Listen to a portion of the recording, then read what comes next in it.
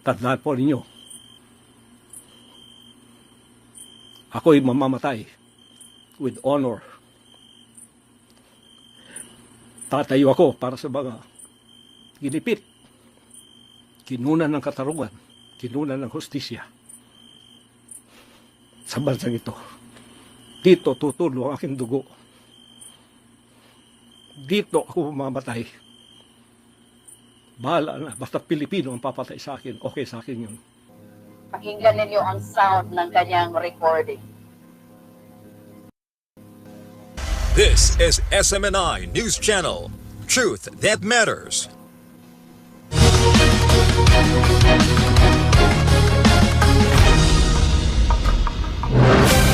Magandang araw. Naglabas na ng opisyal na pahayag si Pastor Apollo C. Kibuloy kung saan itinanggi niya nagtatago siya sa mga otoridad. Narito ang kabuuan ng paliwanag ni Pastor Apollo kung paano at bakit kailangan niyang protektahan ang kanyang sarili laban sa papangabuso at mapangabing mga individual at organisasyon. Mga kababayan, mga kapatid sa Panginoon, sa Kingdom Nation, sa buong sanlibutan, at sa lahat ng aking mga kababayan dito sa ating bansang Pilipinas at mga OFWs na sa ibayong dagat, magandang araw po sa inyong lahat. Ako po ay merong mensaheng ipaabot ngayon sa mga nangyayari sa ating bansa at nangyayari po sa akin, sa KOJC, at sa lahat ng mga pangyayaring itong hindi natin inaasahan na ito'y mangyayari ngayon sa ating bansa. Hindi ko po inaasahan na aabot sa ganito ang mga pangyayaring ito, na aabot ako sa ganitong klaseng panahon na ang mismong umuusig sa akin ay ang aking sariling bansang Pilipinas. Mga kaibigan at mga kababayan, ito pong aking kinakaharap ngayon. Paliwanag ko po sa inyo, ako po ay hindi nagtatago sa kasong ito dahil ako po ay may kasalanan. Hindi po. Ako ay umiiwas dahil pinoprotektahan ko po ang aking sarili. Bakit ko pinoprotektahan ang aking sarili? Sapagkat ang lahat po ng nangyayaring ito sa kasong ito, na napakasimple lamang po ng kasong ito. Simple case lang po ito na 4 taon nang nakabinbin dyan sa DOJ. Pagkatapos ngayon ay binuhay na naman nila. Pagkatapos ito ang ginagawa ngayon na sangkalan upang ako ay kanilang habulin. Mga kaibigan at mga kababayan, umiiwas po ako sa pangyayaring ito dahil hindi po katulad ang kasong ito ng kanila ni Congressman Tebes at ni General Bantag. Guys, remember kung ano yung sinasabi ko before, na kung ano yung sinasabi, kung ano yung claim ni Pacquiao, expect the other side. Yun ang totoo. So sabi niya, yung kaso daw niya, hindi daw katulad ng intensity kay Bantag at kay Tevez. Criminal si Bantag at si Tevez. Ibig sabihin, inangkin din niya na criminal siya. Ipagpatuloy pa natin, guys. I-digest natin itong mga sinasabi niya para i-debunk natin. Hindi po. Si General Bantag at si Tebes ang kumakalaban po sa kanila ngayon na tumahabol ay ang gobyerno lamang ng Pilipinas. Ang sa akin po ay complicated, sapagkat meron po akong ginawang kaso sa Amerika. Ang gumawa ng mga... Take note, narinig nyo, inamin niya na meron siyang ginawang kaso dito sa Amerika, kaya naging komplikado yung kanyang sitwasyon. Pero pakinggan nyo ang susunod yan sasabihin. Ang kasong ito ay yung pong mga magnanakaw dito sa bansang kaharian na nung sila'y nahuli, lumayas at nag-iwan ng kaso. O inangkin niya na may ginawa siyang kaso dito, tapos kambyo. Sabi niya, uy, sila ang gumawa ng kaso, gawa-gawa. Pagkatapos niyang inangkin na siya ang gumawa ng kaso. Kasi mga abogado po yung dalawa doon. Pagkatapos iniwan nilang kasong ito na ginamit nila, itong alias Amanda, para ako po ay magkaroon ng kaso dito at dinamay pa yung 5 kong kasamahan na puro inosente. Ito ang pinagbibintangan niya na 2 abogado. Yung kaso dito sa Amerika ay gumugulong na habang kasama pa niya ang mga ito. Ang dalawang abogado na na biniblame niya ay mga Canada din. Pamangkin ni Ingrid Canada na kanyang spiritual wife na isa sa mga akusado diyan sa Pilipinas. Sila yung inakusahan niya. Lumayas kasi itong mga to kasi hindi na nila matay pagkatapos nilang hawakan yung kaso ni Glenda sa Davao. Kasi magkaedad lang sila ni Glenda nung time na yon. Nagising itong dalawang bata na pamangkin ni Ingrid Canada, lumayas. Inong lumayas, pinaghahanap kasi hinahunting kasi yung tatay nila si Greg Canada. Kilala niyo naman siguro si Greg Canada na laging bodyguard ni Kibuloy yun. Kung saan pupunta si Kibuloy, andoon din. Siyempre, hahuntingin nila. O, di ba? Pumunta dito, actually, humingi ng tulong. Binigyan natin, sinamahan natin, binigyan natin ng tulong at kasama na yung organization dito. Ngayon, biniblame niya samantalang kasama niya si Greg Canada nung nahuli sila doon sa Hawaii. Pero bakit ngayon sila ang may kasalanan? Ito talaga si Pacquiao. O sige, pagpatuloy natin. Kaya kayong mga worker, maniwala pa kayo nito, loko-loko na talaga kayo. Wala na talaga kayong utak. Pagkatapos po, pupunta sila ng bansang Amerika, ay gumawa na naman po ng kaso doon. Pagkatapos pinaniwalaan naman sila ng bansang puti, sapagkat meron din siguro silang interes sa akin at sa paglago ng bansang Korean sa Amerika. May interest daw yung Amerika sa kanya. Alam niyo kung gaano kaliit yung kanyang compound dyan sa Van Nuys? Na kung standard dito sa Amerika, parang squatter area lang din. Diyos ko, ito talagang si Pacquiao. Kaya nagkasabwat sila, kaya nagkaroon po kami ng kaso sa Amerika. Hindi po namin gawa yun, gawa po nila yun. Pagkatapos nito, hinarap po namin ang kasong yun sa Amerika. Take note ha, hinarap daw niya ang kaso dito sa Amerika. Pagkatapos na nag-file daw ng kaso dito, gumawa siya ng kaso, hinarap daw. Tingnan natin kung anong susunod sa sabihin. 43 counts, kumuha kami ng 22 abogado doon. 43 counts, imagine, 22 abogado ang kinuha niya dito para i-handle ang kaso. Pero bakit siya takot? At tinarap ang kasong yon na meron na pong sagot ang lahat ng kanilang mga inakusa sa amin. Naghihintay na lang kami ng panahon kung meron na palang sagot sa lahat ng mga inakusa sa iyo. Bakit ka takot kung meron ng sagot?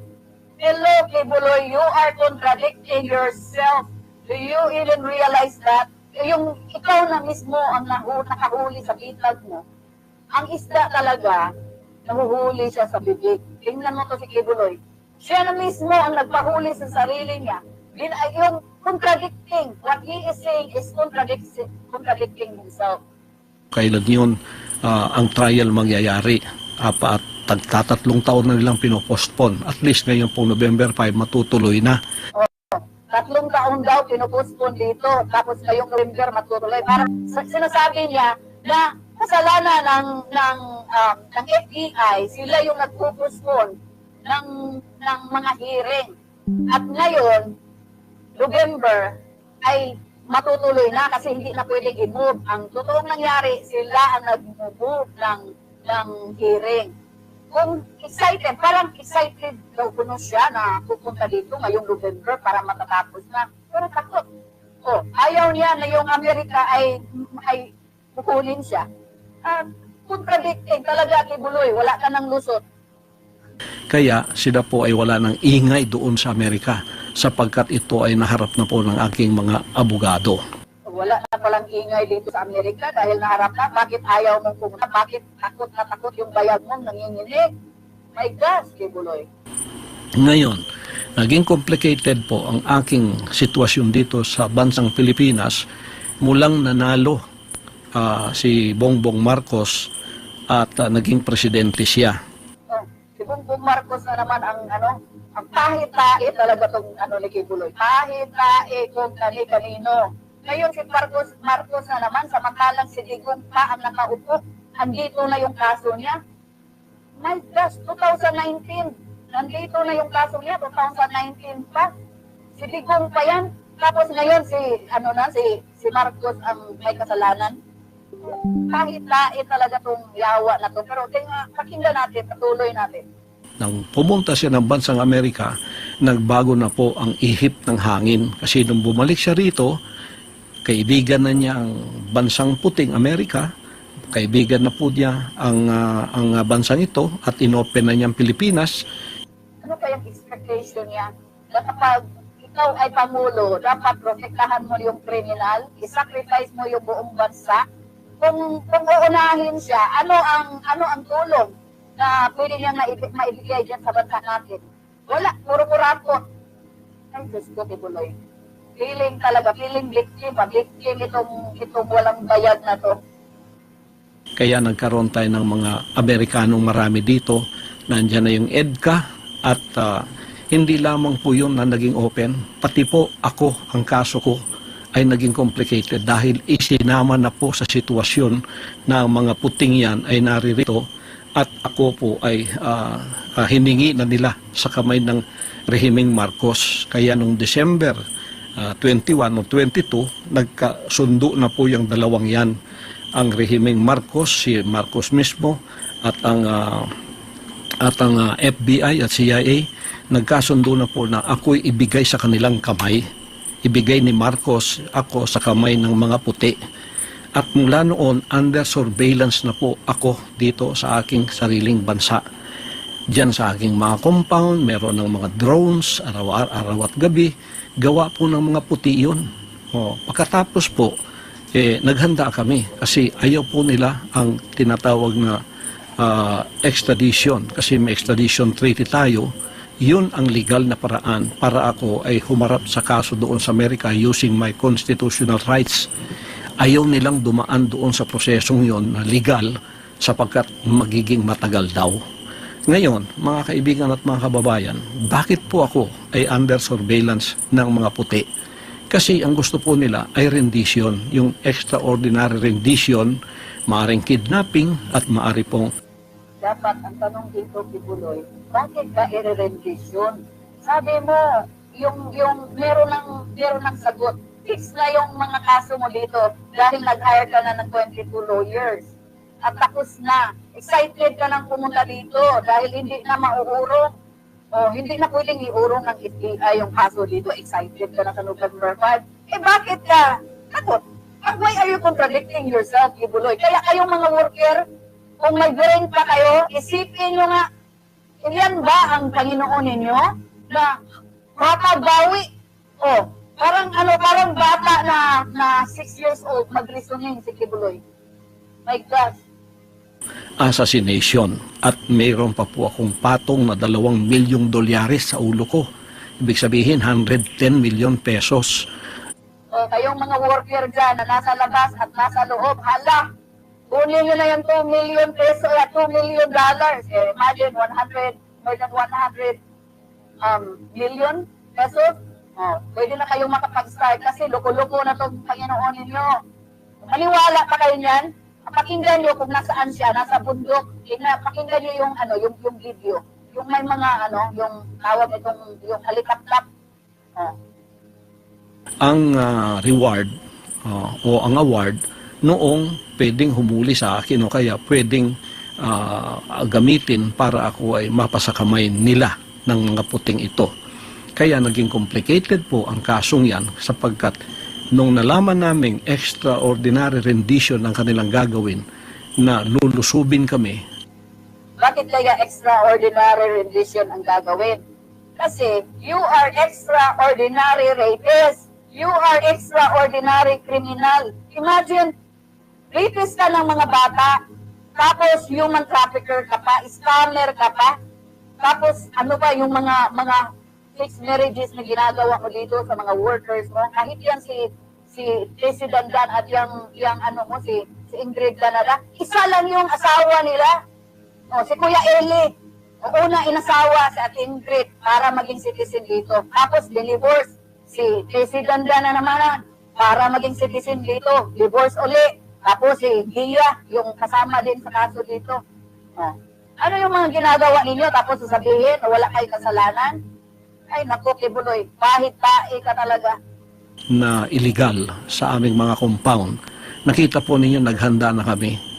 Araw at gabi ay meron po kaming paghahandang ginagawa na anumang oras na kami lusubin illegally, kami po itatayo sa aming mga paa, tatayo at ipagtatanggol namin ang aming sarili at ang aming mga propriedad na gusto nilang lusubin at gusto nilang by force papasok po sila upang gumawa ng extraordinary.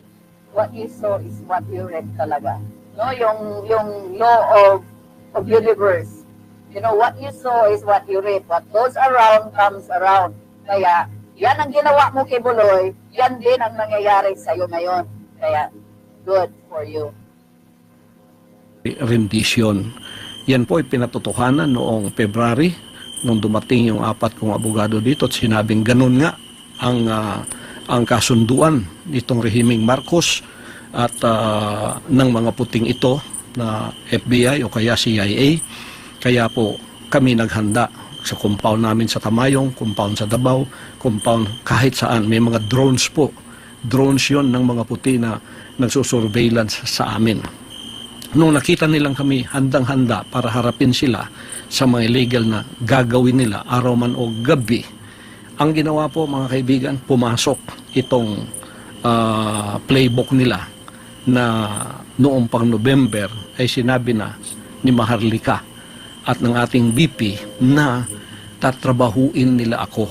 Tatrabahuin nila ang kingdom at tatrabahuin nila ang SMNI. Kukuhanin ng prangkisa. At yung mga workers ko, active man o hindi, bibilhin po nila at gagawa sila ng mga kaso laban sa akin na puro kasinungalingan. Diyan na po pumasok ang Kongreso at ang Senado. Kongreso po, walang dahilan. Pinatatawag, pagkatapos ang kanilang playbook ginawa na kukunin o kaya iligwak ang prangkisa ng SMNI. Lahat po ng Si Maharlika ang source of information niya dito sa Amerika. Ang galing. Nabudol ang nambubudol. nangyayari doon, puro rumorong lang po yun. Pagkatapos ako, pilit nila akong pinaaten. Kahit kita nila sa mga dokumento na hindi po ako kasali na sa mga opisyal ng SMNI. Pero pinipilit pa rin nilang ako ay pumunta doon. Bakit? Yun po ay patibong. Sapagkat pag anytime pumunta ka doon, siguradong ang end game ay pupunta ka sa kamay ng mga puti. Extraordinary rendition pa rin. Sa sarili ko nga End game, wala na si Thanos. Umiiyak na si Thanos. lugar, gusto nila akong pasukin. Lalo na kung pupunta na ako doon. Iko-contem ka, pagkatapos dadalhin ka doon sa kanilang prisuhan, pagkatapos naghihintay na roon ng mga puti para ibigay ka sa kanilang kamay. Ganon din po diyan sa Senado. Bakit gumawa ng senaryo yan si Risa Hontiveros? Nagbayad sila ng mga bayarang mga former worker ng mga sinungaling na mga witnesses. Nakita na po yan at nadamay sa Sinungaling na mga witnesses. Pero ako magtatago kasi yung aking bayag nanginginig. sinungalingan si BP Sara at ang ating Pangulong Duterte na puro kasinungalingan ang pinagsasabi nila. At pinipilit ako ni Risa Hontiveros na umaten sa moro-moro at bogus na mga hearing na yon. Bakit po? Isa ring patibong yon, mga kaibigan at mga kababayan. Pagka ako'y umatin doon, siguradong ang endgame po ay babagsak ako sa kamay ng mga puti. Extraordinary rendition pa rin. Nung hindi po nila magawa yun, kahit may mga warrant of arrest na sila, sapagkat hindi ako umaten sa kanilang mga hearing, kasi pinoprotektahan ko yung sarili ko, kasi alam ko ng lahat ng ito ay patibong lamang upang ang endgame ay magawa nga nila na ako ay ilagay sa kamay ng mga puti. Sapagkat ang ating pong gobyerno at ang gobyerno ng mga puting ito ay nagkasabwatan na nga, hawak na nga sa liig ang ating gobyerno rito, kaya itong mga operatibang ito ay ginagamit na lamang whether they know it or not, sapagkat ginagamit na nilang batas laban sa akin upang ako ay kanilang mahuli, upang ako ay kanilang madampot at ibigay na sa kamay ng mga puti. Yun po ang endgame yan. Extraordinary rendition pa rin yan. Yung sinasabi nilang wala akong whole departure order. Pagkatapos sasabihin nilang maging madugo kung sila ipapasok dito sa aking compound. Yun po yung mga patibong din. Ang ibig Extraordinary rendition for the extraordinary criminal like Kibuloy. lang sabihin, umalis ka dyan kasi magiging madugo. Lalo pa kung hindi aalis. Kasi ako'y tatayo sa mga illegal na activities na gagawin nila ng paglusob. Sabi nila, wala na ka namang whole departure order. Ang ibig sabihin, pwede kang lumabas ng bansa. Patibong din po yun. Sapagkat sa immigration pa, doon ka na huhulihin at ilalagay ka sa kamay pa rin ng mga puti. Yan po ang endgame dyan. Endgame dyan. Oh, ang tanong ngayon, bakit ka matatakot sa mga puti, sa mga FBI? Solusyon, meron ka ng solusyon eh. Tapos na yung kaso dito sa Amerika, wala na. Tahimik na. Bakit ka takot? Oh, sige nga, paliwanag kayo, mga worker, paliwanag nyo yan. Bakit takot yung boss nyo, yung Panginoon nyo? May solusyon na eh. Meron ng 22 lawyers. O bakit siya takot na ipadala dito, na ipaharap dito? Sige nga, mag-isip na kayong mga worker na may kunti pang utang na natitira dyan. Nangingialam po ang bansang ito. Ang bansang puti ang nangingialam sapagkat naging kasabuat na ng ating pamahalaan ngayon dito sa ating bansa. Kaya ang nasa likod po ng lahat ng ito ay ang mga puti. Ang mga drones na yan, surveillance na yan, CIA po yan. Mga FBI po lahat yan. O, ayaw Paranoid na, naluloko na talaga to si Kibuloy. No, kawawa to si Lolo Canor. nila dumaan sa prosesong tama. Gusto nila extraordinary rendition. Bakit po? Sapagkat yan ay maaring kidnapping, maaring assassination, sapagkat pagka ako'y napunta sa kanilang kamay, sabi pa ng isang kaibigan ko sa Amerika at dito, huwag mong asahan na ikaw ay babalik pa. Mababalitaan na lang namin na ikaw ay namatay sa pamamagitan ng natural causes na Okay, wait a minute. Oh, mababalitaan daw na siya ay namatay. Akala ko ba glorified na? Paano mamamatay yung isang glorified na tao? Isang glorified body? O mga worker, paliwanag nyo. Di ba sabi nyo, glorified na yung Panginoon ninyo? Oh, mamamatay pala siya? Paano ba mamamatay itong glorified body na to? Kayo lang talaga nagbudol-budol sa mga sarili ninyo. tulad ng heart attack. Ganyan ang mangyayari sa iyo. Playbook po yan. Playbook po yan. Yan po ay playbook ng CIA at ng FBI na nasa likod ng lahat ng ito. Puti po ang nasa likod ng lahat ng itong nangyayari sa akin ngayon. Kaya naging complicated kasi naging kaibigan nila at naging kasabuat ang rehimeng Marcos, ang administrasyong Marcos at sila mismo, si Marcos mismo, ang pinagkanulo ako at ibinigay sa kamay ng mga puti na gagawin na nilang gusto nilang gawin sa akin sapagkat ayaw nila yung kaso doon sa Amerika na mapapahiya siguro sila. Ganito po ang mga senaryo ngayon na nangyayari ngayon. Paano ba mapapahiya yung ano natin diyan, yung administration natin kung siya ang may kaso dito sa Amerika? Wala na. Luto-luto na si Pacquiao. Wala na kasi hindi na natulog to. Ganito ang mga ano namin, mga mindset namin, guys. No, pagka youth camp, hindi kami nakakatulog, wala pang kain. Tapos all day yung activity. Kaya nabudol kami ng ganyan. Tapos everyday, ganon yung aming sitwasyon habang siya ay nagpasasa. Kaya yung mga worker, wala na, dry na yung yung brain kasi hindi na nakakatulog, parang siya ngayon. Kaya paranoid na. Dapat dalhin na sa mental. Yun sa ating bansa.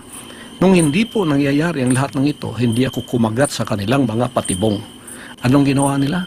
Binuhay nila ang kasong sobra 3 taon nang nandyan sa DOJ na mismo si Secretary Remulla noong nanalo na si Bongbong Marcos at hindi pa pupunta ng Amerika, sinabi niya, very dismissible itong kaso na ito.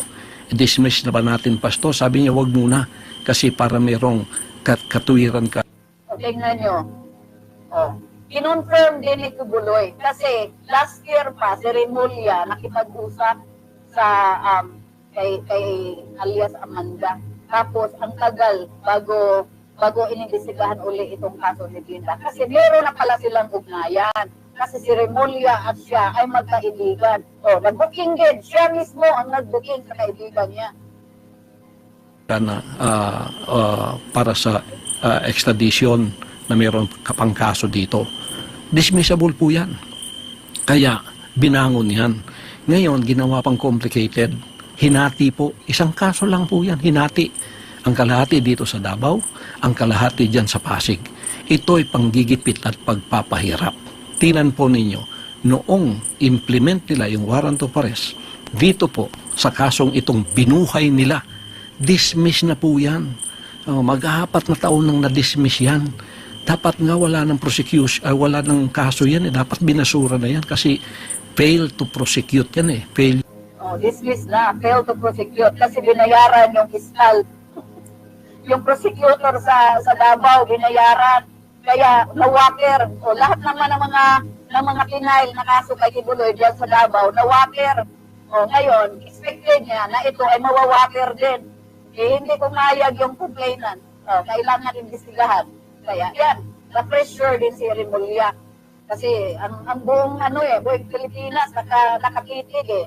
Kaya sorry Kibuloy, may hangganan ang lahat ng bagay. Kaya hayaan mo na yung bayag mo na manginihig ng gusto. Pero kailangan mong harapin ito. To prosecute, kailangan ibasura na yan ayon sa batas. Pero binuhay. Pagkatapos nag-announce na si SOJ Remulla na ito ang mangyayari. So ito dito sa Davao available, ang dito naman sa Pasig, hindi natin alam kung ano, pero merong kalahati ng kasong ito nandyan sa Pasig ngayon. Ngayon, because we are law-abiding, nung lumawas ang warrant of arrest na ito pong Law-abiding daw sila. Yan ba ang law-abiding? Multiple warrant of arrest? Multiple criminal cases? Law-abiding ako? Grabe ang standard ng law-abiding nila. kung 5 kong kasamahan na puro mga inosente, dinamay noong mga dissidents na lumabas dito, yung mga magnanakaw sa kaban ng Bansang Karian, pagkatapos lumayas at pinapaniwala itong mga puting ito na gumawa rin ng kaso sa Amerika, ay ganito po ang nangyari. Kayon, iniwan nila yan dito. Simpleng kaso lang po yan. Napakasimple. Simpleng kaso lang, rape lang eh. Child abuse, saka human trafficking, very simple case. At law-abiding citizen kami. Yun nga lang, meron kaming nakabinbing na kaso. Contradicting himself. Kung wala po nangingialam ang bansang puti, harapin ko po lahat yan. Napakasimple po ng mga kasong yan. Napakasimple po niyan. Kaya lahat ng ginagawa nila sa Kongreso, sa Senado, puro po yan patibong. Hindi ko alam kung ang $2 million, which is 110 million pesos, nasa kamay na ng mga atat na ito na maging award nila. Kaya atat na atat silang ako ay kanilang madampot, mahuli. Nakikinig kayo ng PNP, NBI, CIDG. Baka hindi niyo alam ang mga bagay na ito na kayo ay sumusunod lamang at hindi niyo alam ang mga bagay na ito na sinasabi ko. Dapat malaman ninyo na itong kaso kong ito complicated sa... Siya pa ang mas marunong kaysa FBI, CIA, NBI. Pakinggan daw. Parang ini-educate pa niya ang mga to. Pagkat dalawang bansa ang nagkasabwat, bansang puti at bansang Pilipino ang nagsabuatan para ko'y damputin at ang endgame ay extraordinary rendition which may be kidnapping and which may be assassination. At ako ay very inclined ako na assassination talaga ang mangyayari sapagkat para bang iniisip nilang ako ay mayroong kinalaman sa politika dito at ako'y hadlang sa kanilang mga plano na politikal. Ay hindi ko po kasalanan maging kaibigan ko si Pangulong Duterte. Bata pa po kami, magkaibigan na kami. Prosecutor pa lang siya, magkaibigan na kami. Hanggang ngayon, hindi ko po kasalanan yun, hindi rin niya kasalanan yun. Bakit ninyo ginagawang kasalanan para sa amin yan? Hindi ko rin kasalanan naging politiko siya at hindi ko rin kasalanan na ako ay naging isang ministro ng kingdom at lumago sa buong Guys, narinig nyo? Ministro na lang siya ng kingdom. Sabi niya, siya ang appointed son. At honor of the world, bakit ngayon sinabi niya ministro siya ng kingdom? Oh my God. Libutan, hindi ko rin kasalanan yun. Ngayon, ginagawa ninyong kasalanan sa amin yun, problema po ninyo yun. Ngayon, ako po ay hindi nagtatago sa kasong itong napakasimple. Malayo po yun. Kayang-kaya ko pong harapin yan. Kaya ko nga harapin sa Amerika kung dadaan lang sila sa tamang Kaya ko ang harapin sa Amerika, pero ayaw kong umarap. proseso O ito pang sa aking sariling bansa. Naging complicated po ito sapagkat ang lahat ng ginagawa nilang ito, patibong po. Bakit ginawa nilang available dito sa Davao? Para ko'y lumitaw at pumunta doon. Tapos naghihintay yung Sergeant at Arms na may warrant of arrest. Dadalhin din ako sa Maynila. Pagdating doon, yun po ang endgame. Extraordinary rendition pa rin. Babagsak pa rin ako sa kamay ng mga puti. Gusto ko bang o hindi. Dito nga sa aking compound, sinusurveillance ako kung paano nila akong pasukin. Lalo na kung akong kusang loob pupunta doon na para kang manok na pumunta sa bitag na alam mong bibitagin ka. Kaya hindi po ako nagtatago nang dahil sa ako'y may kasalanan. O kaya ang aking mga kasamahan, kawawa naman, tingnan ninyong ginawa sa kanila. O pinasuot ng orange na para bang may mga kasalanan na sila. Oh, naawa daw siya doon sa mga kasamahan, sa mga workers niya na pinasuot ng orange. Kung naawa, kung totoong naawa siya, dapat nagpakita na siya.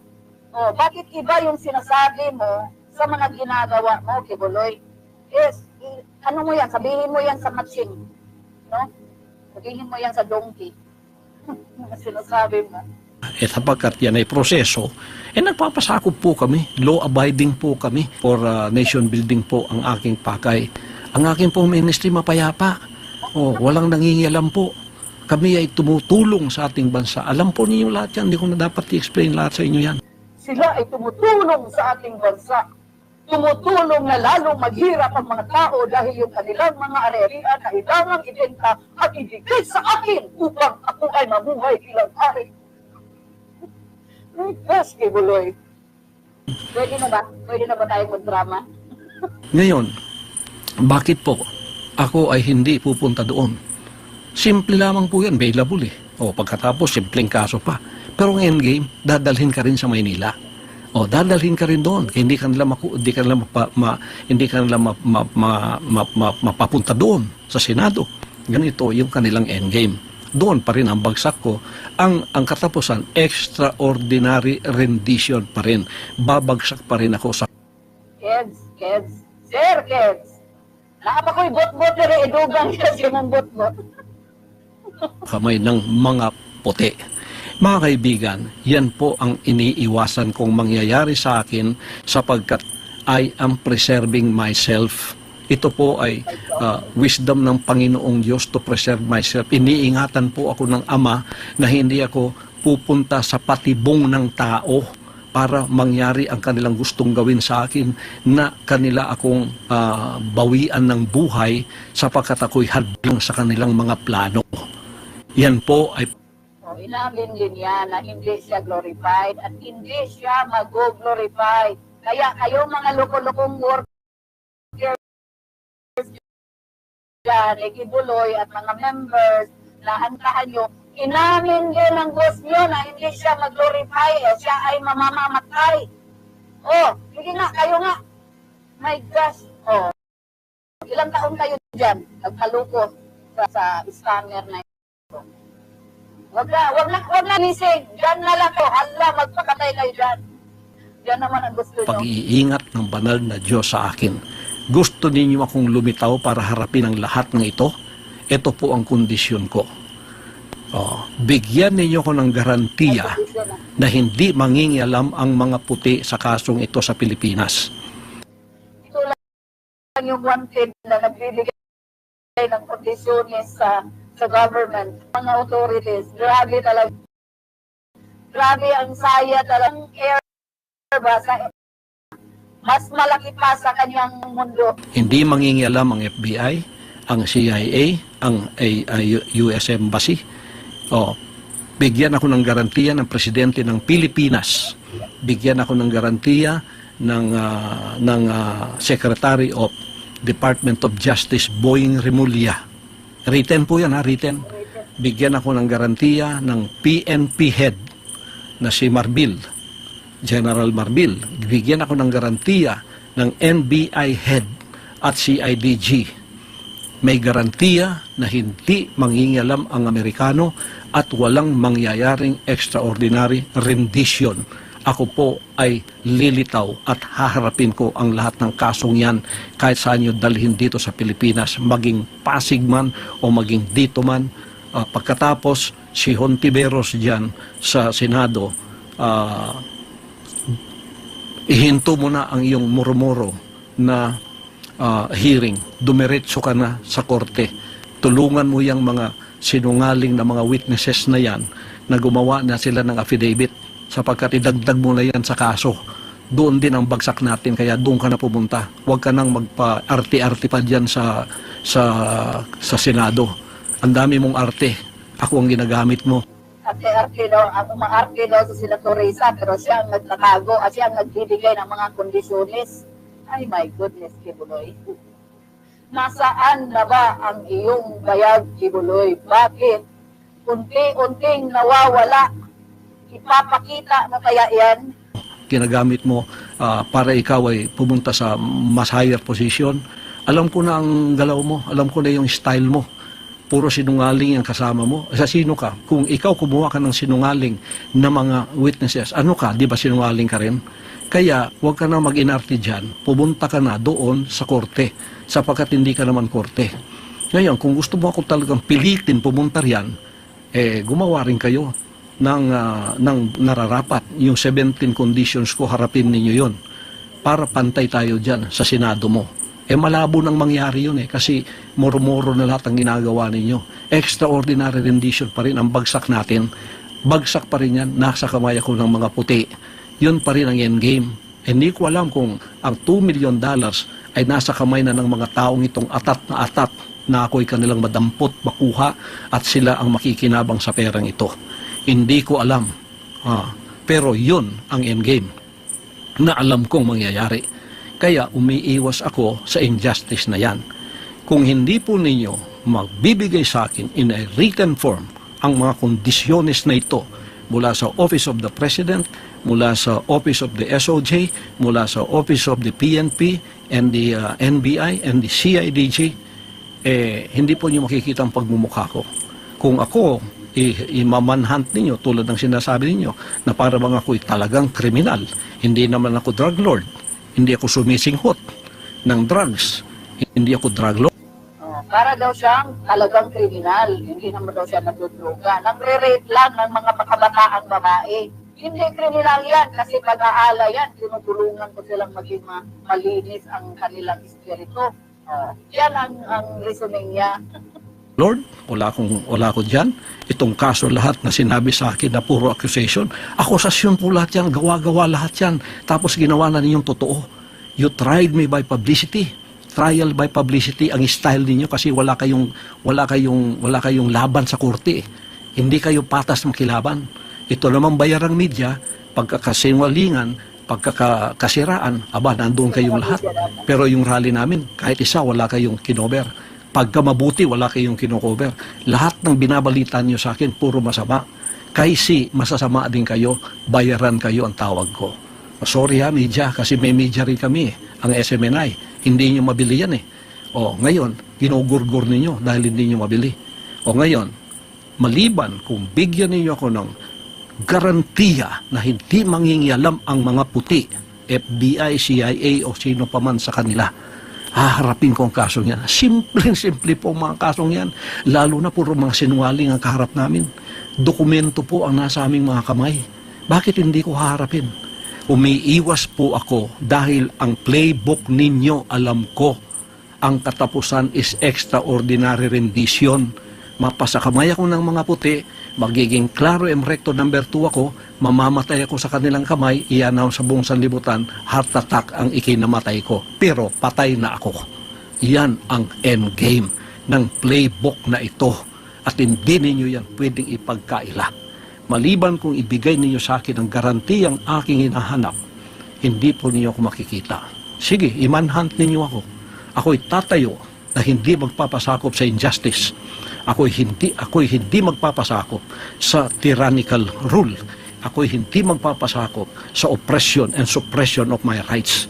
Pagka ako'y binaril ninyo, papatayin ninyo, mabuti pang ako ay mamatay sa kamay ng mga Pilipino, dito sa aking bansa, tutulo ang aking dugo, kaysa ako ay mamatay sa kamay ng mga puti na nasa ibayong dagat, nasa kanilang bansa o sa ibang bansa ako dadalhin. Hindi po ako papayag sa ganun. Kung imamanhunt ninyo ako, kayo mga CIDG, kayo mga NBI, kayo mga kapulisan, yan ang senaryong haharapin ninyo. Magiging martir akong tulad ni Rizal. Magiging martir akong tulad ni Bonifacio. Pero tatayo ako sa aking kinatatayuan. Kung kayo, mga oppressor ko ngayon, ay hindi na mga banyaga, ginagamit kayo ng mga banyaga, nagkasabuatan kayo para sa aking harapan, banyaga pa rin kayo. Tatayo ako laban sa inyong oppression, sa inyong suppression of my constitutional rights, at tatayo ako laban sa injustice ng gobyernong ito. Mabuti pa, uulitin ko, mamatay ako, tutulo ang dugo ko sa sarili kong bansa na nakatayo ako sa sarili kong paa na hindi ko ipinagbili ang honor ko at ang honor ng... Gusto pa niyang maging bayani. Siya ang kriminal na bayani. Yan ang ano niya, ang goal niya. Na i-treat siya as bayani. Kung si Rizal, Andres Bonifacio. Pero yung status niya, Eves. Bantag. Pero i-treat siya na Andres Bonifacio. Yan si Kibuloy. Aking pagtayo bilang isang tunay na pastor, bilang isang tunay na mamamayan na hindi nagpapasakop sa panlilinlang, panggigipit, pangingikil at sa pagsisinungaling. Ako po ay lalaban sa mga kasinungalingan na ganyan. Ako po, pag nahuli ninyo, hindi ako magpapahuli ng buhay. Barilin na lang ninyo ako. Kung ako'y huhulihin ninyo, hindi ninyo ko mahuhuli ng buhay maliban kung ibigay ninyo ang garantiyang hinihiling ko sa inyo. Sasabihin kong muli, simple mga kasong ito kahit sa Amerika. Wala talaga siyang pakialam. Yan ang pastor ninyo na gusto nyong pakamatyan. Walang pakialam sa inyo, mga members at workers. Yan ang sinasabi ko many years ago. Yan ang uri ng pastor ninyo, ng Panginoon ninyo. Walang pakialam sa inyo, sarili lang. Ayaw niyang harapin yung mga responsibilities niya. Kasi takot siya, duwag, walang bayag. Simpleng mga kaso kasi puro kasinungalingan. Haharapin namin lahat. Basta dito sa Pilipinas, wag lang mangingialam ang bansang puti. Yung mga puting yan, wag lang mangingialam sapagkat nagkasabuatan na ang rehimeng Marcos at ang mga puting yan na naririto na hawak na ang liig ng ating bansa. Yan po ang endgame nila at ito rin ang endgame ko. Kung ang endgame nila, bawian ako ng buhay sa kanilang kamay, hindi ako papayag. Kung ang endgame nila ganun, hindi ako. Alam niyo kung anong kinatakutan ni Kibuloy dito sa Amerika. Kasi yung mga itim dito, nag-aantay na sa kanya sa federal prison. Takot siyang mabungkag yung kanyang puwet. Kaya ayaw niya, mas mabuti na lang, mamatay na lang siya dyan. Kasi maluloko na siya dito, mamamatay din lang. Ako papayag. Ang endgame ko, mamamatay ako sa kamay ng mga Pilipino, okay sa akin yun. Basta nakatayo ako sa aking sariling prinsipyo, values, hindi ko pinagbili, bansang kaharian. Tandaan po ninyo, ako'y mamamatay with honor. Tatayo ako para sa mga ginipit, kinunan ng katarungan, kinunan ng hustisya sa bansang ito. Dito tutulo ang aking dugo. Dito ako mamamatay. Bahala na. Basta Pilipino ang papatay sa akin, okay sa akin yun. Yun lang man po. Pagpalain tayong lahat ng ating dakilang Ama at naway manumbalik. Grabe! Daig pa si Ruben Padilla magdrama, guys! My gosh, nakita nyo? Umiyak. Crocodile tears, crocodile cry. Daig pa si Ruben Padilla. Kaya pala, Oh, may pinagmanahan pala talaga si Robin Padilla. Ito si Kibuloy. The crying baby. Mang Kanor.